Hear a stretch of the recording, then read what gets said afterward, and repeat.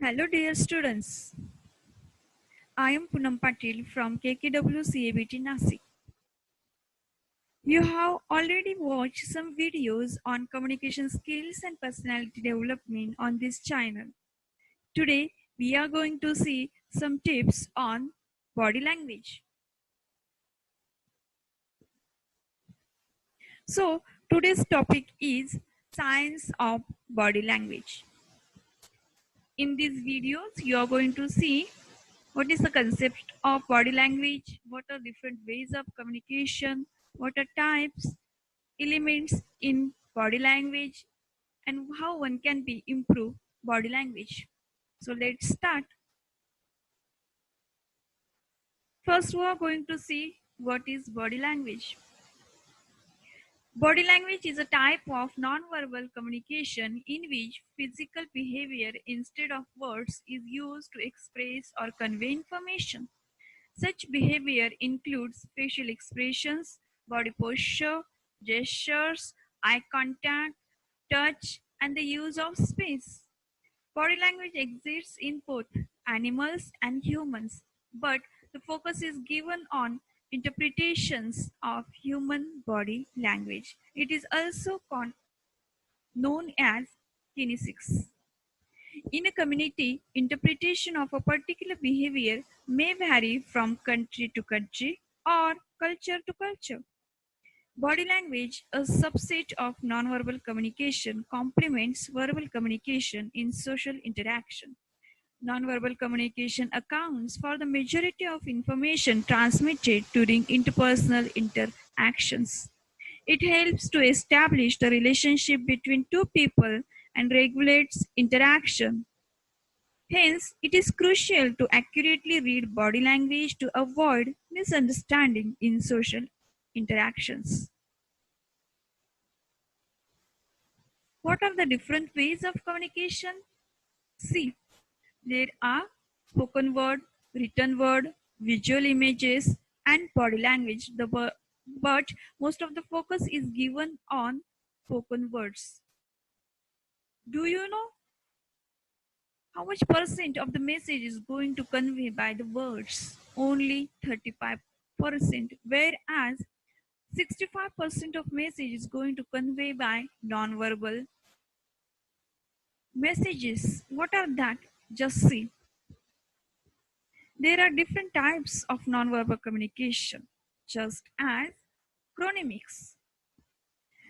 It is the use of time in communication, which speaks about the personality of the sender, receiver, like punctuality, the speed of speech.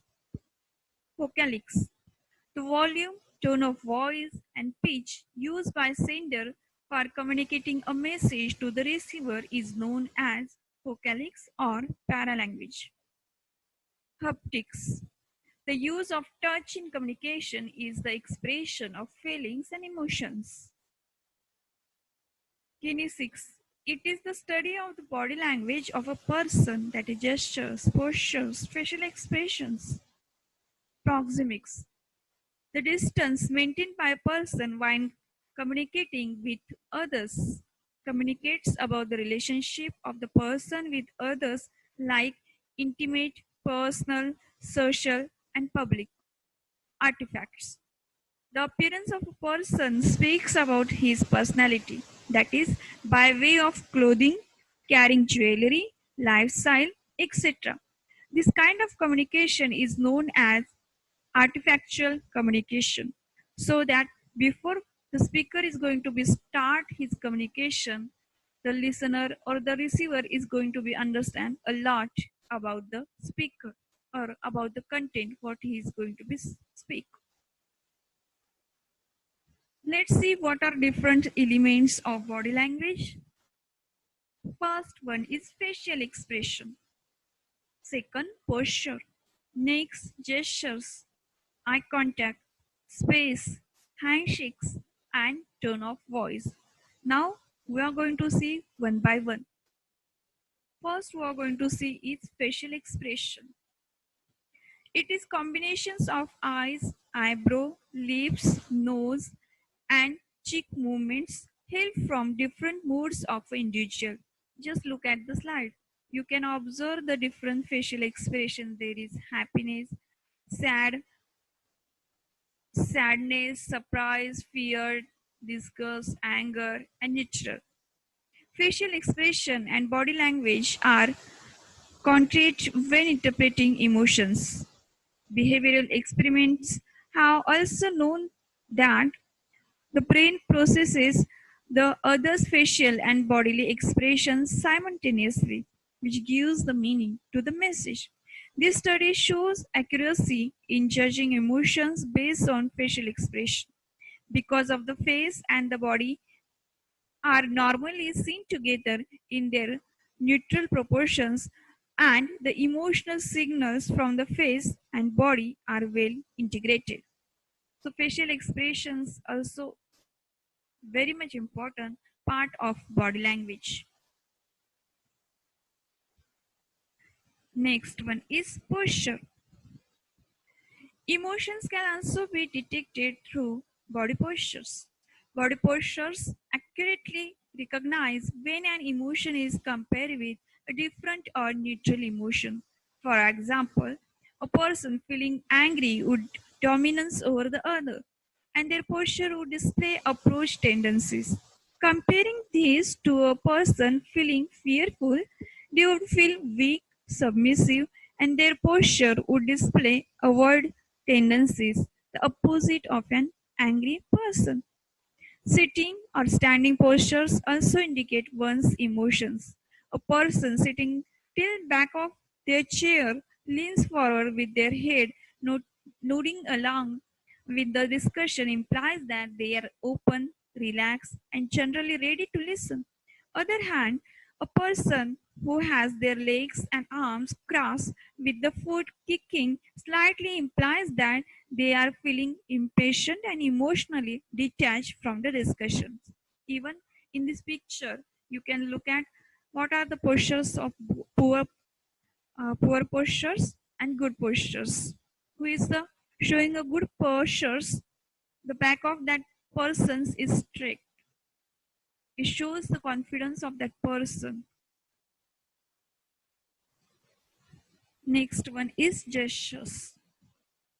Gestures are movement made with body parts as hands, arms, fingers, head, legs, and they may be voluntary or involuntary. Arm gestures can be interpreted in several ways. In a discussion with when one stands, sits, or even walks with folded arms, this is normally not a welcoming gesture. Just you can observe these gestures in the first picture. That woman is cross her hands as well as legs. In a discussion, when one stands, sits, or even walk with folded arms, this is normally not a welcoming gesture. It could mean that they have closed mind and are almost likely unwilling to listen to the speaker's viewpoint. Another type of arm gesture also indicates an arm cross over the other, demonstrating insecurity and a lack of confidence. Just in the second picture, you can observe that both persons' arms are closed, which shows insecurity and lack of confidence. Hand gestures often signify the state of well-being of a person making them.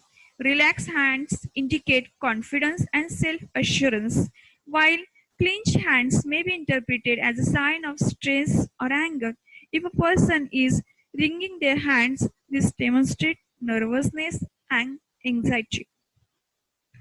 So in the third picture, you can observe there are two persons and their hands are open. Their body is open. It shows their open attitude, positive attitude. They are always ready to discuss with each other. They are always ready to listen each other. So that was about the gesture. Now we are going to see eye contact. Eye contact has very much in face-to-face communication. There is a proverb. The eyes are the mirror of soul. Eye contact is a non-verbal ability to communicate, and it often equals to our ability to verbally express a thought. We are Least aware of our non-verbal communication skills, just as body language and especially eye contact. But non-verbal skills often speak louder than our words. When you maintain eye contact, you present confidence in yourself and what you are communicating. People who are listening you will more seriously look at your speech and will take what you say as important. If you lose eye contact or focus on anything else but the person you are speaking to, you may not taken seriously and the truth in your points may be lost. Eye contact can relay our innermost intimate thoughts and desires. It can let the person we are speaking with know our emotional connection and interest in what we are conserving about. A longing stare or the ability to smile with your eyes like a supermodel can often deliver the subtle message of interest.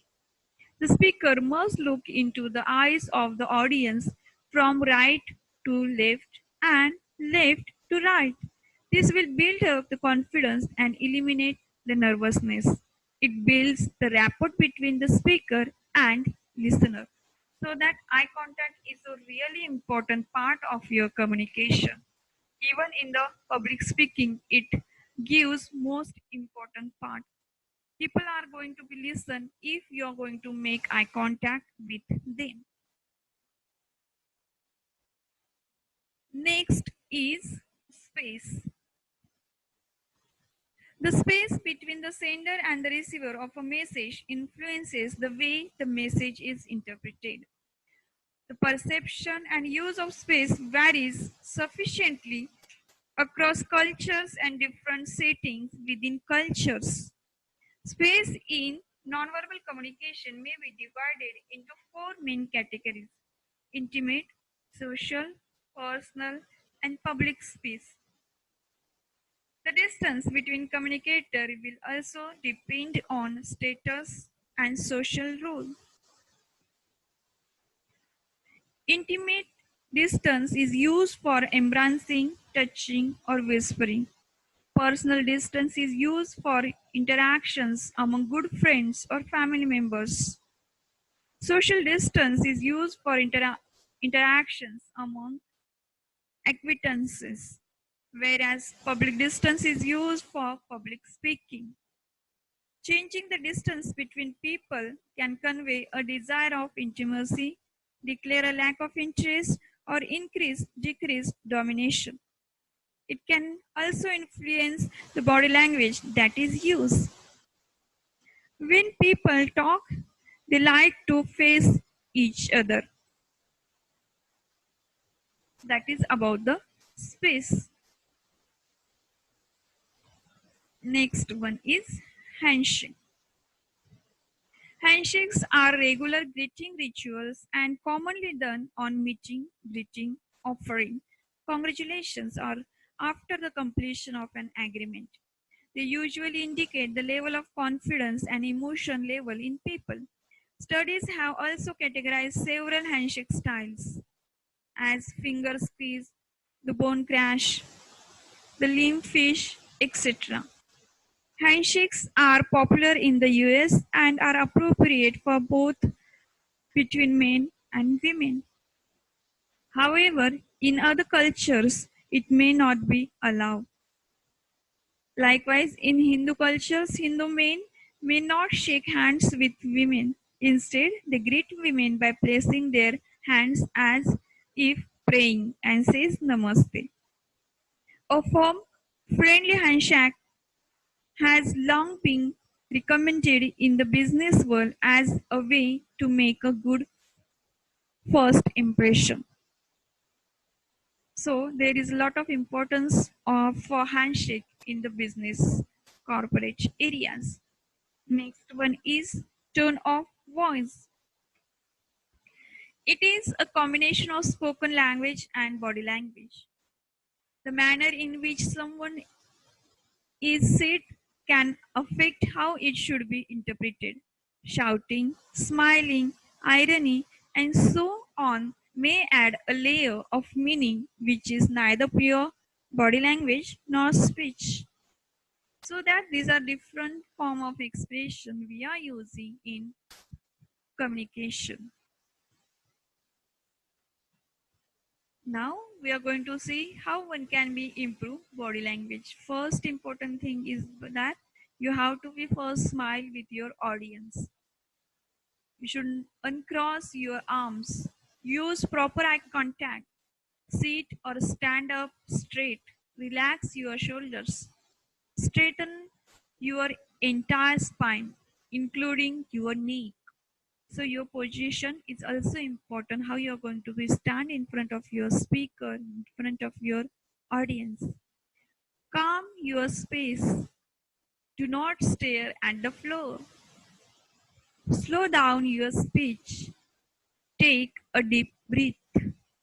Note when someone is talking to you and maintain proper distance.